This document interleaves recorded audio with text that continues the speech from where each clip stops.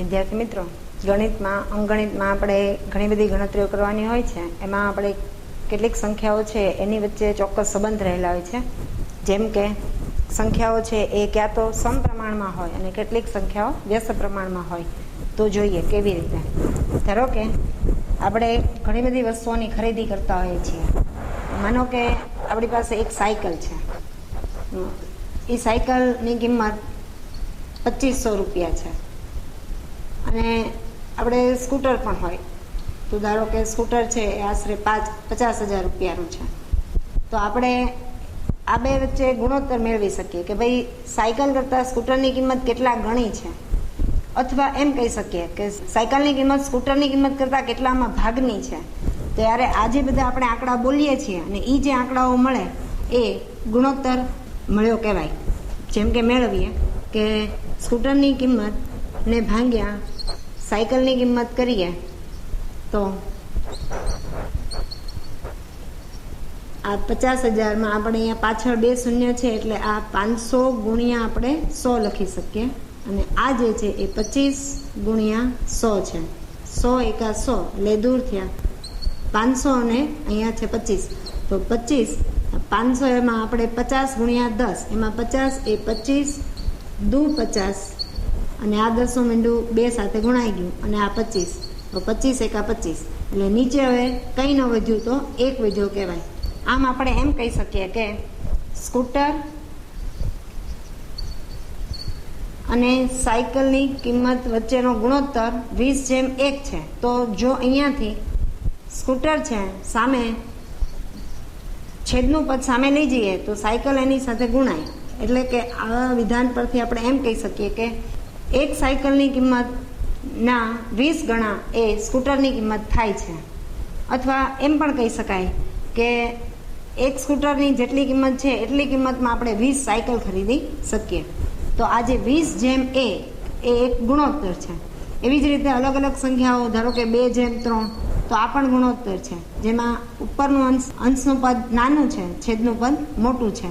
તો અહીંયા જે વસ્તુની આપણે ભાવની વાત કરી રહ્યા છું, તો જે કિંમત કે જે આંકડાઓની વાત કરી રહ્યા છું એમાં ઉપરની સંખ્યા નાની હશે. જેમ કે 8/12 જે છે એ 2:3 છે. કારણ કે 2 ગુણ્યા તમે 4 કરો અને છેદમાં પણ તમે 4 કરો એટલે 4 દુ 8, 4 તેરી 12. તો આ 8 અને 12 એ ગુણોત્તરની રીતે 2:3 છે એમ પણ કહી શકાય. અને આને આપણે આ રીતે લખીએ છીએ 2:3 બરાબર 8:12 હોય તો આ સંખ્યાઓ સમપ્રમાણમાં છે, માટે આપણે આમ લખી શકીએ 2:3 બરાબર 8:12. બીજું જે છે એ વ્યસ્ત પ્રમાણનો સંબંધ. તો વ્યસ્ત પ્રમાણ એટલે શું? તો આપણે જેમ કેટલીક રાશિઓ જોઈએ છીએ કે એક રાશિ વધે ત્યારે બીજી રાશિ વધતી હોય. જેમ કે આપણે ઉંમર વધે ત્યારે આપણી ઊંચાઈ છે એ વધતી જાય છે. ધારો કે એક બાળક હોય એ પહેલાં ફક્ત 1 વર્ષનું હોય ત્યારે કદાચ એની ઊંચાઈ ફક્ત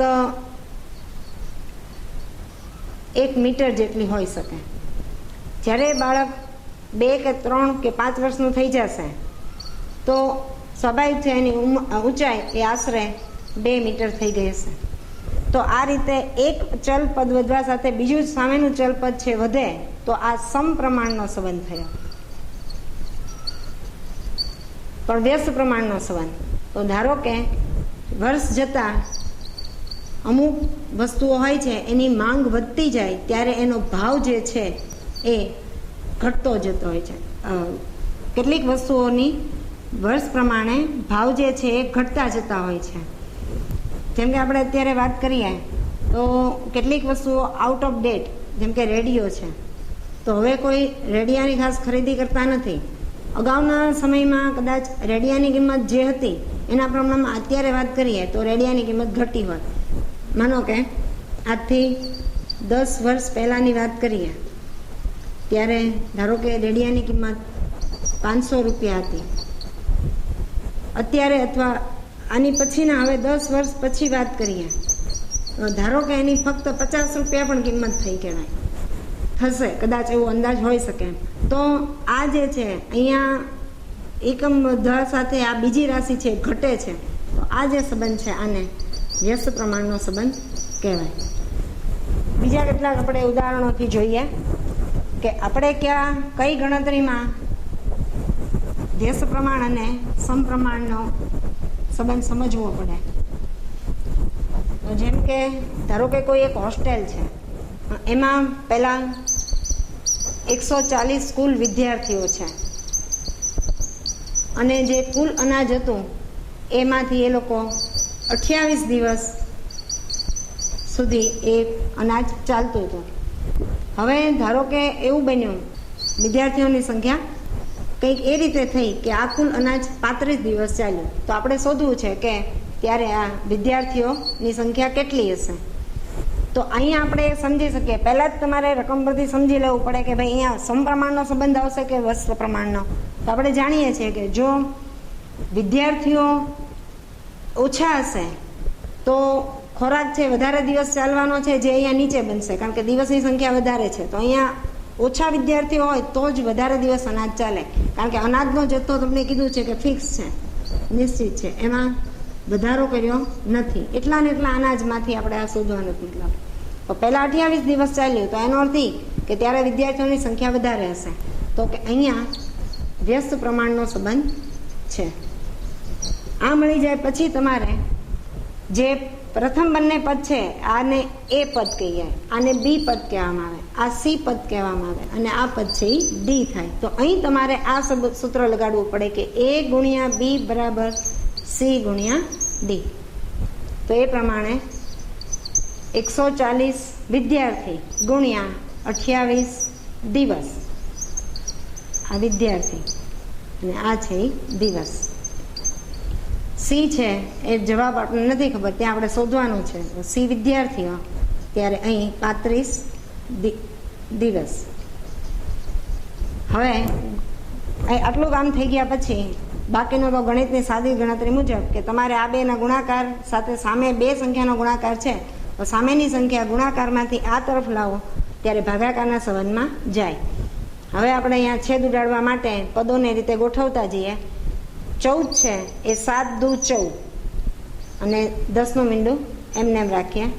28 સામે આપણી પાસે 7 પંચા 35 અને અહીં આપણે આ કેટલા વિદ્યાર્થી એ જોઈએ છે. તો આ 7 5 ચોક 20, એટલે આપણી પાસે નીચે કોઈ છેદ પદ બચતું નથી, તો 28 ગુણ્યા 4 એ આપણો જવાબ થાય. 8 ચોક 32 વધી 3, 4 દુ 8 ને 3 11. તો આ રીતે 140 વિદ્યાર્થી હતા ત્યારે 28 દિવસ અનાજ ચાલતું હતું. તો જો 112 વિદ્યાર્થી હોય એટલે કે વિદ્યાર્થીની સંખ્યા ઘટી ગઈ આની કરતાં, તો સ્વાભાવિક છે કે અનાજ વધારે દિવસ ચાલે. તો આ વ્યસ્ત પ્રમાણ થયું. તો સમપ્રમાણ એટલે શું? ધારો કે મારી પાસે કુલ 100 ચોકલેટ છે, મારી પાસે કુલ 100 ચોકલેટ છે. હવે હું કોઈ એક વર્ગમાં જાઉં છું અને વર્ગમાં જોઉં છું કે વિદ્યાર્થીઓની સંખ્યા 20 છે. તો મારે 20 વિદ્યાર્થીઓ વચ્ચે ચોકલેટ વેચવી છે. તો હું ગણું કે દરેક વિદ્યાર્થીને 5 ચોકલેટ મળશે. ફરી બીજા કોઈ એક દિવસ જ્યારે જાઉં છું ત્યારે 100 ચોકલેટ છે મારી પાસે, પણ વિદ્યાર્થીઓની સંખ્યા 25 થઈ ગઈ. તો અહીં આપણે 100 ભાગ્યા 25 કરીએ તો દરેકને 4 ચોકલેટ મળશે.